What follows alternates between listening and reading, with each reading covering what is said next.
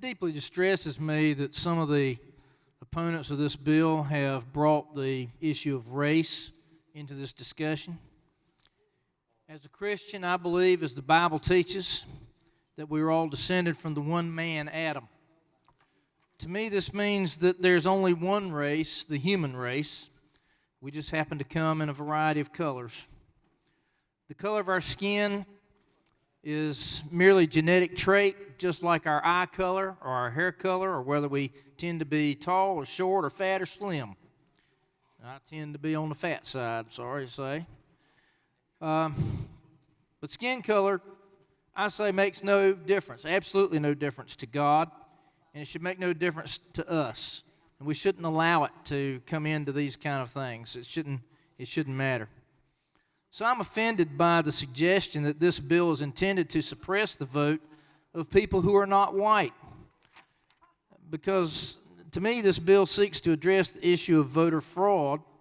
So to say that it is intended to suppress the vote of citizens who are not white is to say that only non-white people are likely to commit voter fraud.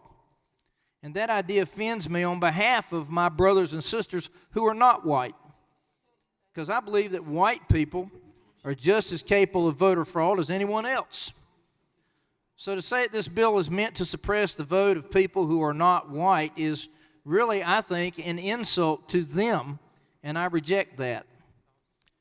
My second point I'd like to make is to address the idea that there is little or no voter fraud in the state of North Carolina. A great deal of public comment addressed to the Elections Committee indicates that there is. But even if we accept the idea that there is no voter fraud in North Carolina, it reminds me of the story of a fellow who was walking down the road beating two sticks together. And a friend came along and said, "What are you doing with the sticks?" He said, "It's to keep the Bengal tigers away." And the guy says, "Well, there are no Bengal tigers around here." And he says, "See how well it works?" So I say that an ounce of prevention is worth a pound of cure. We know that voter fraud does exist elsewhere, and we should not think that we are immune. So before we simply leave our state open to voter fraud, rather than allow voter fraud to take root in our state, I say let's stop insulting non-white citizens by the implication that voter fraud is a concern only among them. Let's not insult everyone's intelligence by saying it can't happen here. And let's bolster the integrity of the voting process in this state by passing this bill.